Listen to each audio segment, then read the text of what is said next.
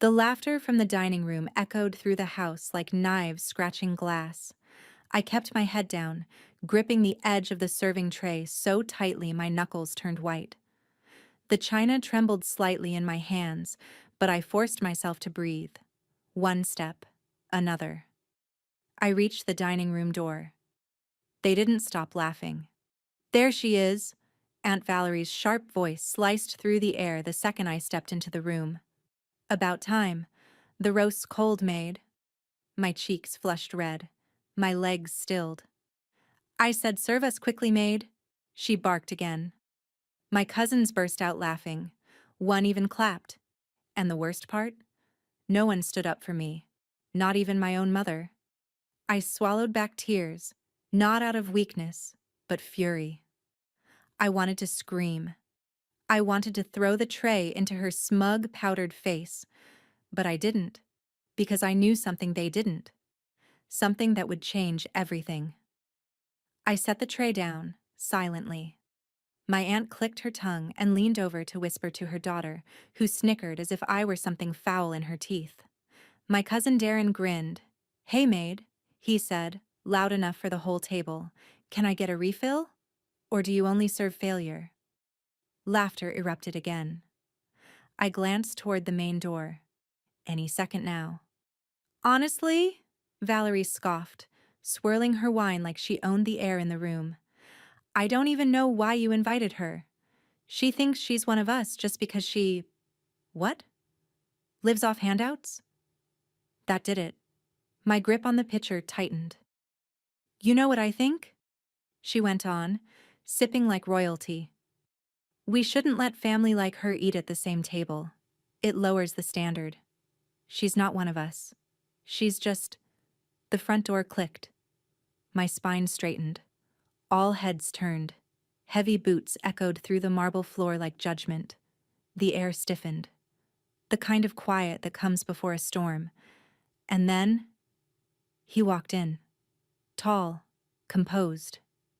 Clean military lines in his decorated officer's uniform.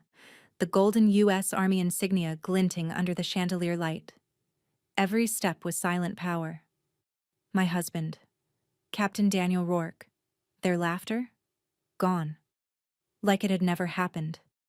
My aunt's mouth hung open. My cousin blinked. My mother stood up like she'd just seen a ghost. Daniel's eyes met mine. And then, he walked straight up to me, wrapped his arm gently around my waist, and kissed my forehead. The silence was deafening. He turned toward the table, gaze sweeping across every face like a commander before a firing squad. "Evening," he said calmly. "Hope my wife hasn't been treated like a servant again." Aunt Valerie stammered. I didn't..." "Oh, but you did," he cut in, his voice quiet, controlled, dangerous. I could feel their discomfort like heat rising in the room. None of them could look him in the eye. Not even Darren, who suddenly found interest in his fork. "I wasn't aware of family dinners here involved. Humiliating women who've achieved more with less support than any of you ever have," he continued. "But that ends tonight." Valerie flushed. Her hands trembled. "Daniel, you misunderstand." "No, I understand perfectly." I watched as my mother sank into her chair, her lips pressed thin. My aunt stared at me like she was seeing me for the first time. "Now," Daniel added, "if you'll excuse us, we have better company to be with." He took my hand, and we walked out. But that wasn't the end. Not even close. Because what came after that door closed would shatter their perfect little world. As we walked out that front door, the night air hit my skin like freedom. But inside me, a storm was brewing. Daniel squeezed my hand gently as we moved toward the car. "You okay?" he asked, opening the passenger door for me. I nodded, slipping in, but my silence was thick, heavy. He knew what it meant. He'd seen this look on me before, years ago, when I was scrubbing floors to pay rent, eating dollar store soup for dinner, and still smiling while my family pretended I didn't exist. They'd looked down on me for leaving college to work, for helping Mom when Dad left, for doing what they never had the strength to do. And now, they laughed like I was beneath them, like I was invisible. But they didn't know how far I'd come, how much I'd built, and how little they mattered anymore. "Where are we going?" I asked quietly once the car pulled away. He glanced at me. "Someplace where no one will call you maid." I smiled at that, a small one, but it burned with something fierce. The next morning, I opened my laptop and clicked upload. One click, and their world started to burn. It wasn't revenge, it was revelation. I'd recorded everything, their mockery, their laughter. The moment Daniel walked in, but more than that, I added the truth behind it, a 10-minute video. Just me, no makeup, no pretenses, just a woman telling the truth. How I built my catering business from scratch. How I worked 18-hour days to survive. How I'd once offered free meals to struggling single moms, while my cousins bought designer bags with daddy's money. How my aunt laughed at me while secretly hiring me to provide food for her corporate events. "Sometimes," I said in the video, "the people who mock you the loudest are the ones who fear you the most." And I ended it with one line. "My name is Madison Rourke. I'm not your maid. I'm your reminder that resilience terrifies cowards." By evening, it had 1 million views. I turned off my phone after the 6th media outlet called asking for interviews. But what came next? That hit them where it hurt. 3 days later, I returned to the same house. But this time, I wasn't carrying trays. I was signing contracts. Daniel pulled up in his military SUV. I stepped out in a navy blue business suit, heels clicking against the pavement like a warning bell. My posture didn't bend. My eyes didn't flinch. Inside, chaos. My aunt's phone rang nonstop. Reporters outside. Sponsors dropping her nonprofit like poison. Darren tried to act normal, sitting in the living room like nothing happened, but his face was pale. My mother? She stood in the corner, arms folded, not speaking. I walked straight into the dining room and dropped a folder on the table. "What's this?" Valerie asked weakly. I leaned in. "The purchase agreement," I said. "Your catering supplier just sold me full control." Her breath caught. "You're going to need new vendors," I added, "or you could grovel. But let's be honest, your pride won't survive that." I turned to walk away, but paused, and looked at her one last time. "I'm not the maid," I whispered. "I'm the storm you laughed at before it hit." And with that, I walked out.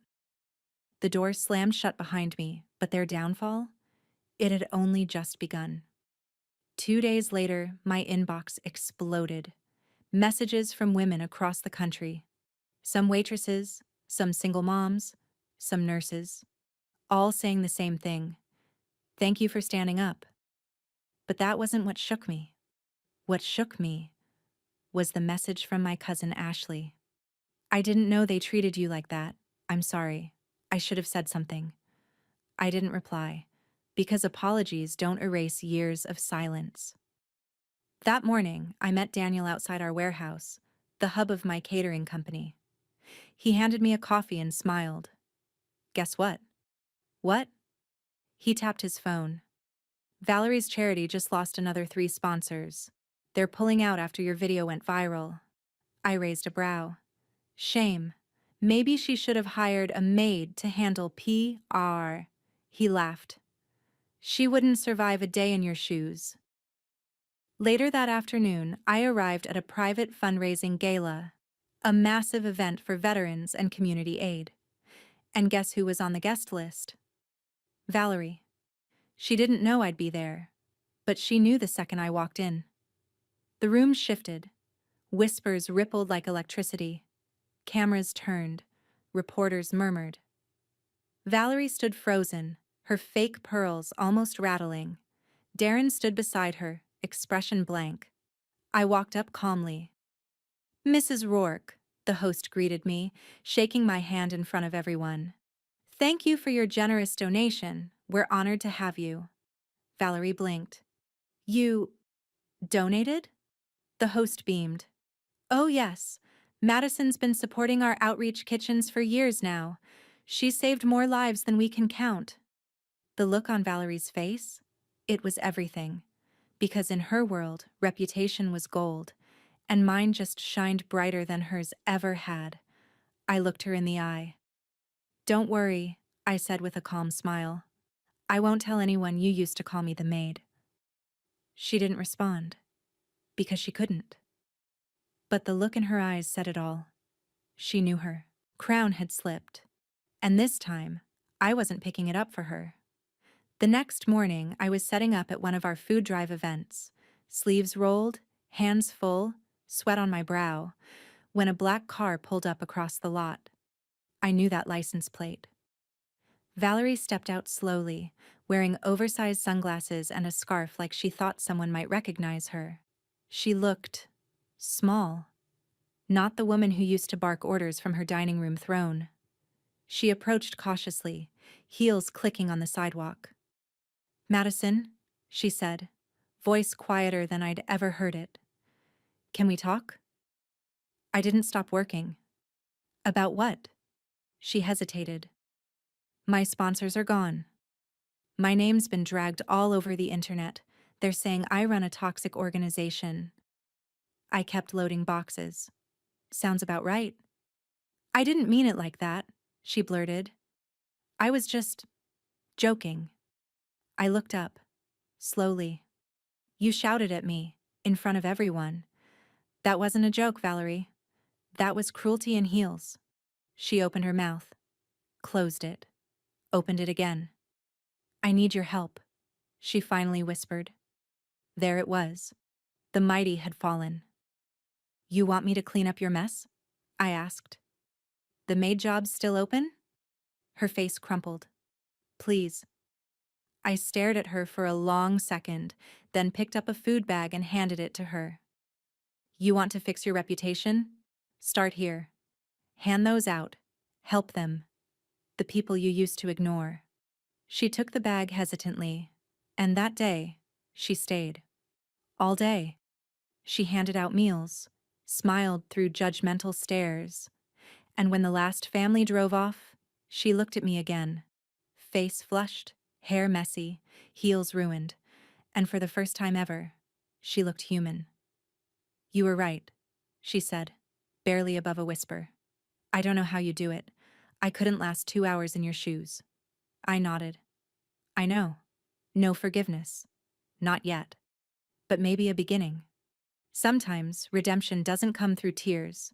It comes through sweat, silence, and humility. A week passed, then another.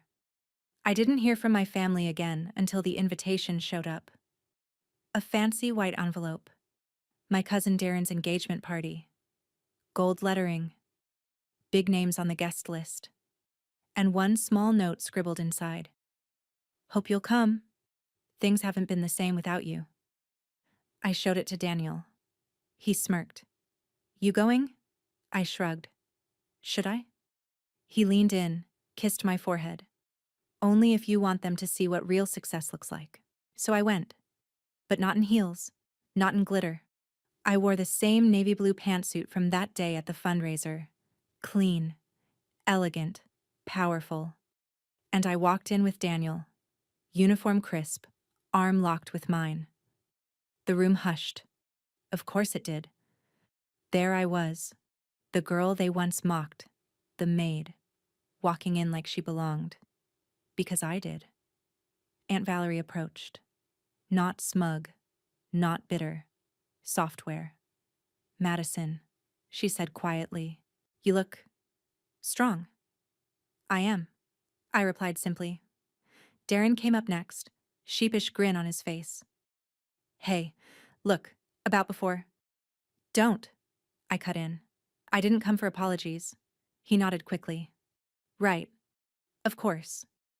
They didn't know what to do with me now, because when someone rises without their help, it threatens everything they believe in. Daniel stood beside me, calm as ever. People whispered. Some tried to smile, some stared. But I didn't care. I stood tall. Not to prove them wrong anymore, but because I'd finally stopped shrinking for people who never saw me clearly. As we were leaving, I passed by the same dining table they once laughed around. The memory still stung. But this time, I smiled. Because they knew now. I wasn't the maid. I was the storm that rebuilt herself. And nothing about me would ever be ignored again. Are you seriously eating again? My brother's voice cut through the music like a razor, loud enough to make a dozen heads turn. I froze, halfway through lifting a bite of lemon cake to my mouth. He stood at the center of the dance floor, one arm around his new fiancée, the other holding a half-empty glass of champagne. His smile was sharp, but his eyes were pure venom. Before we begin, drop a comment and tell us where are you from and from which city you're watching our videos? And after watching the whole video, don't forget to tell us what would you do in this situation? Be honest, tell me in the comments below. We read every comment. Let's begin. The room went still. Conversations paused. Glasses clinked against nervous fingers. She only came for the free food, he announced, laughing loud and ugly. I mean, come on. What else would a waitress be doing at a Sutton family wedding? My fingers tightened around the dessert plate. I heard someone snort behind me. Another chuckled. And then someone whispered, "Isn't she the one who got dumped last year in a Waffle House parking lot?" Heat climbed up my neck, but I didn't look away. I stood. My dress wasn't designer. It wasn't even expensive. Just a soft, old navy blue slip with a belt I tied to hide the wrinkles. The heels were borrowed. My hair? Pulled back in a clip I found in my glove box this morning. But my spine? Unbreakable. Watch your tone, I said, meeting my brother's gaze dead on. He walked up, slow, taunting, until there were barely inches between us. What? Afraid the truth's too loud in a room like this. He leaned closer. Face it, Amelia. You're just not one of us. Then he tossed the water. Not spilled. Tossed. It hit my chest with a slap, soaking my dress, my arms, my pride. A collective gasp rippled through the ballroom. My plate dropped and shattered. Laughter. Soft. Ugly. Insidious. I didn't blink. I didn't flinch. I just reached up, calmly wiped the water from my cheek, and said, voice sharp as a blade, "You'll wish I hadn't come." And right then, the front doors flew open. Heavy. Loud. Dramatic. Every head turned. And there he was. Black suit. No tie. Cufflinks that could buy this entire venue. His jaw was clenched. His gaze locked on me. My husband. Whispers flew like wildfire. Wait, who is that? Why is he coming here? Oh my God, he's walking toward her? Carter's face drained of color. I didn't move. I just tilted my head slightly as my husband stepped beside me, looked down at my soaked dress, and said coldly, "Did he do this to you?" The room stopped breathing. And then my billionaire husband took off his jacket and put it around my shoulders, shielding me from their stares, before turning to Carter and saying one sentence. "You have 60 seconds to apologize, or I buy this venue, cancel the wedding, and throw every one of you out." And just like that, the Suttons froze. Because they finally realized I wasn't just anything. I was the woman they shouldn't have mocked. Not tonight. Not ever. No one moved. The chandelier above us hummed, like it was holding its breath. Carter's mouth opened, then closed. Brielle clutched his arm, her expression wobbling between confusion and fear. I didn't mean anything by it," Carter stammered, his voice suddenly boyish and brittle. "It was just a joke." My husband, Mason, didn't blink. He slid his gaze over the crowd like he was scanning a battlefield. "I don't do jokes when it comes to my wife." And that sentence? It shattered something. You could feel it. In the quiet scuffling of chairs. The retreat of smiles. The realization bleeding into every face. They had picked the wrong target. Brielle broke first. "Amelia, I think there's been a misunderstanding," she said, voice coated in false sweetness. "We had no idea you were worthy." I asked. Valuable? Human? She blinked. I turned to Mason, feeling the heat of his jacket against my skin. Let it go, I said softly. They're not worth the trouble. No, he replied coolly, stepping closer to Carter. You are. Look, man, Carter said, palms up. Let's not turn this into something bigger than it is. This is a wedding. Let's just move on. I agree, Mason said. Let's move on. And then he reached into his inner pocket and pulled out a folded document. My stomach flipped. Mason. He handed it to Carter, his eyes like iron. Carter opened it. His eyebrows lifted, then dropped, then furrowed into sheer disbelief. What is this? I bought out your company last week, Mason said. It's mine now. The room gasped. I stared at him. You said you were going to wait. I was. But then he threw water on you. He looked at Carter again. So, I made a call. Carter's hands trembled. This can't be legal. It is. Signed off and finalized yesterday. Your COO already knows. You'll receive your severance by morning. There was no noise now. Just stunned, brutal silence. But why would you do this? Carter asked, his voice cracking. Just because of her? Mason's jaw tightened. I did it, he said, because of what I see when I look at her. Grace. Strength. Loyalty. All the things you people wouldn't recognize if it hit you in the face with a gold-plated invitation.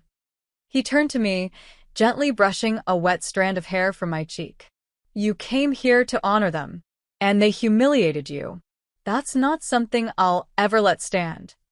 I didn't know what to say. Not because I was speechless, but because this right here was the first time in my entire life that someone had chosen me without shame. And he did it loudly.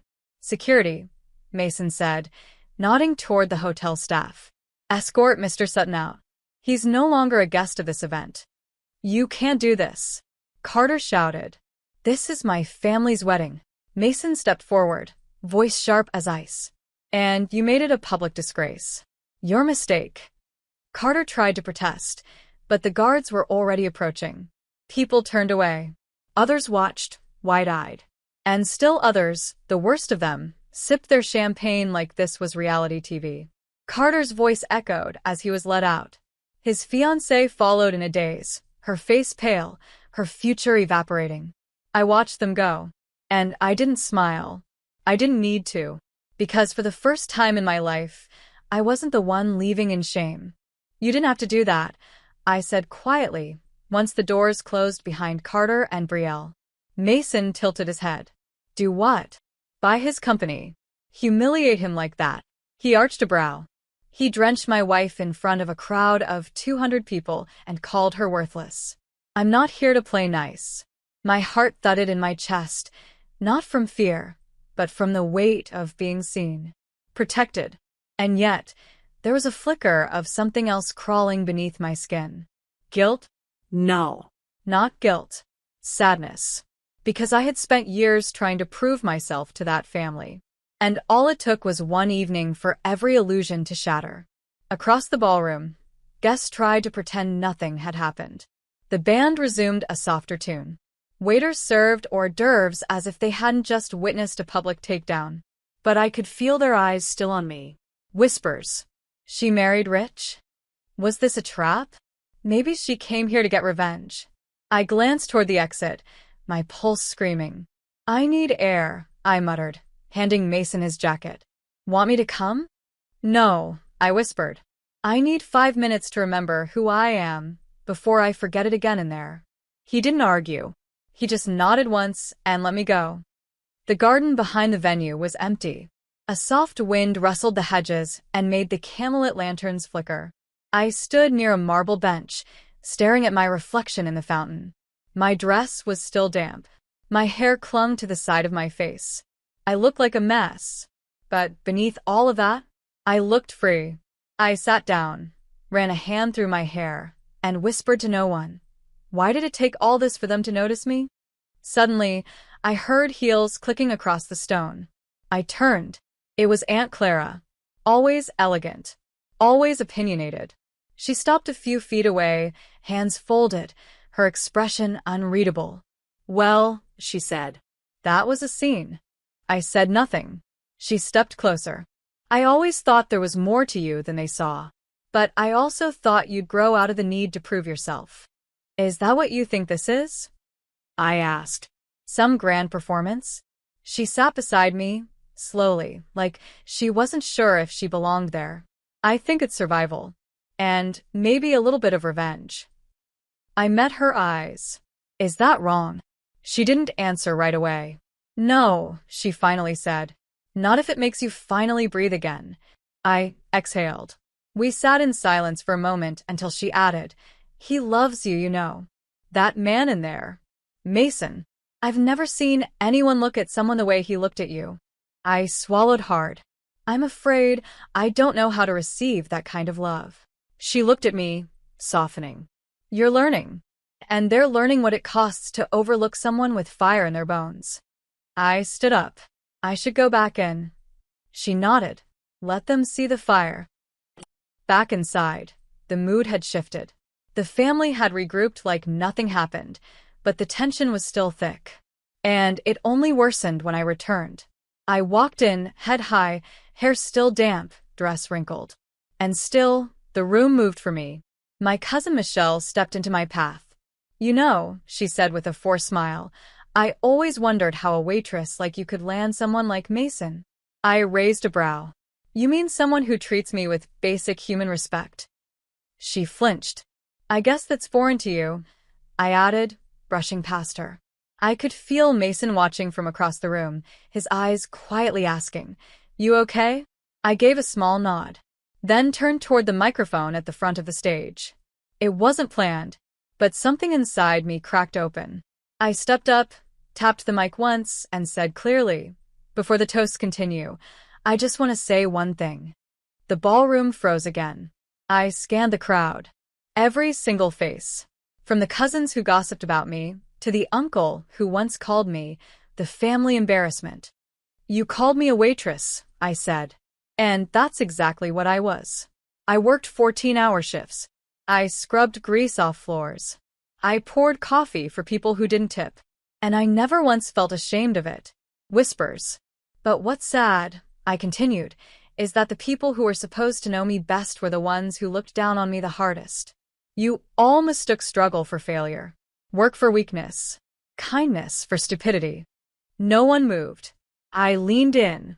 And now, the girl you called just a waitress is the one who now owns the future your golden boy lost. Gasps. I smiled gently. Enjoy the rest of the night. And I walked off the stage. Not a single person dared speak. I didn't stop walking until I found Mason again.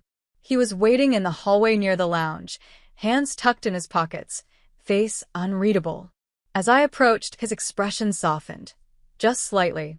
You okay? He asked. I nodded slowly. I said what I needed to say. His jaw tensed. I wanted to say something too, but I didn't want to take that moment from you. You didn't, I replied. You let me own it. He tilted his head, studying me. You look taller. I think I am. We stood there for a few seconds. No words. Just breathing in the aftermath of everything that had unraveled inside that ballroom. And then, do you want to leave? He asked. I paused. Yes, I wanted to walk away from those people forever. But there was something in me that needed to stay a little longer. Not for vengeance, but for closure. No, I whispered. I want them to see me stay. Back at the reception, the air had turned fragile. Laughter had dulled. Conversations were careful now. Every word weighed against reputation. And when Mason and I walked back in together, side by side, the room shifted again. This time, they moved for us. We sat at our assigned table. The seat cards had still read Miss Amelia Sutton. They didn't even know my last name had changed. Didn't know I'd stopped being one of them the day I stopped asking for their approval. I turned the card upside down. Excuse me, a voice said beside me. It was my mother, hair tight in a bun, a dress that cost more than my apartment's annual rent. She hadn't said a single word to me since I arrived. Until now. I had no idea, she began, her smile brittle. That you'd married. That I married? I echoed. Or that I married up? She flinched. You've always been so emotional. And you've always been so absent. She blinked rapidly. I didn't mean to hurt you. You just didn't care if you did. Silence stretched like a blade between us. Mason didn't interrupt. He knew this was my moment. I always thought you were ashamed of me, I said. Turns out, I was just the part of you tried to hide. She pressed her lips together. You always wanted to prove something. No, I said. I wanted to matter. That did it. Her mask cracked. The tightness in her face gave way to something too raw to hide. I didn't know how to be a mother to you, she admitted, voice low.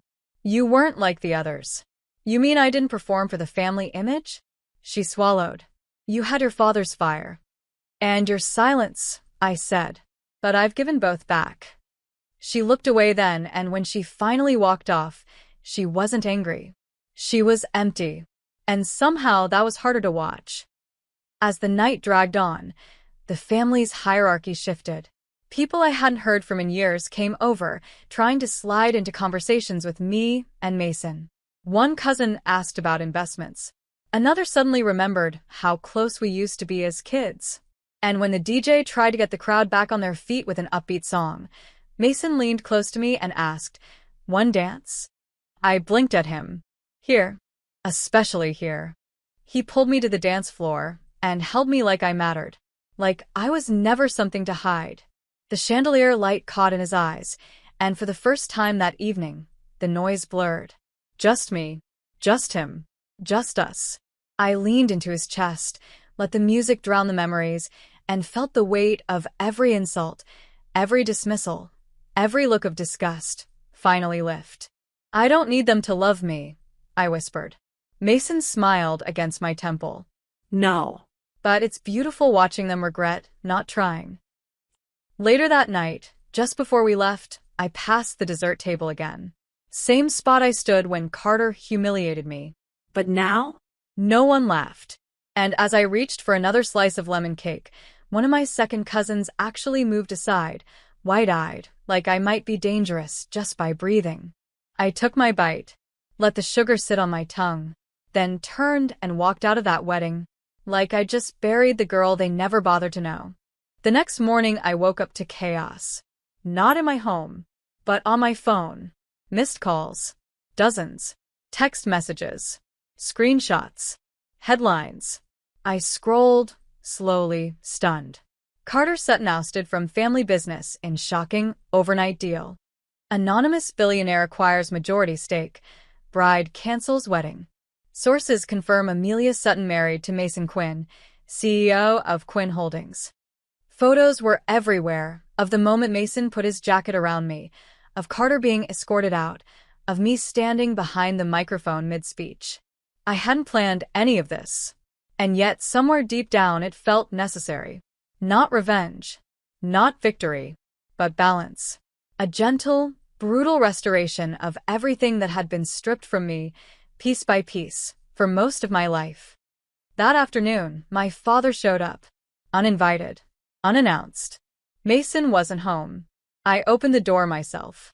He stood awkwardly on the porch, wearing a sports jacket that looked slept in and eyes that looked older than I remembered. "Amelia," he muttered. "Can we talk?" I didn't invite him in. I stepped out onto the porch and folded my arms. He glanced around. "Nice place." "I like it. Bigger than you need," he added. I looked at him flatly. "That's funny. Because your love was always smaller than I deserved." He winced. "You were always hard to talk to." No. I was just done waiting to be spoken to like I mattered. He shoved his hands in his pockets. "I didn't come here to argue." "Then why are you here?" He hesitated. "Because you're still my daughter." I took a breath. No. I was your daughter. Then your disappointment. Then your absence. And now? I'm someone you're trying to realign with before the media finds out you haven't called me in 3 years. He looked ashamed. "I made mistakes." "No," I said softly. "You made a choice." Repeatedly. He stared down at the porch boards. "You said nothing while Carter humiliated me," I added. You clinked a glass. Smiled with the rest of them. Silence. I stepped closer, not angry but honest. If you're here to rebuild something real, I'm open to it. But if you're here because I've become someone you can be proud of in front of other people, turn around. He looked up, watery-eyed. Then he nodded quietly and said, I'll call again. Only if you want me to. He left. And for the first time in my life, I didn't beg anyone to stay. A week later, I walked back into the diner I used to work at. Not to be recognized. Not to flaunt anything. Just to remember. Darla, my old boss, spotted me from across the room. Her mouth dropped open. No way. I grinned. Hey, boss. You look like you just stepped off a yacht. I laughed. More like out of therapy. She came around the counter and hugged me tight. I heard. I saw the pictures. I cried. I still miss the coffee here, I said. Even if it was always burnt. She laughed through tears. You were too good for this place. No, I replied. I was made here. She smiled. So what now? I took a breath. I'm opening a community kitchen. In our old neighborhood. Pay what you can. Free meals on weekends. I figured if the world only sees value when you win big, then I'll teach them to see value in people who haven't won yet. She looked at me for a long second, then said, You're still the best waitress I ever had. The night of the opening, Mason showed up in jeans and a flannel. No suit, no headlines, no cameras. Just him. He helped pour soup, wiped down tables, sat with an elderly woman for 20 minutes because she said he looked like someone she once loved. And when we finally locked the place up, exhausted, elbows smeared in flour, he kissed my forehead and said, You weren't made for them. I leaned into his chest. No, I whispered. I was made to spite them. He smiled. And now, he asked. I pulled him close. Now, I said, we build something that no one can tear down.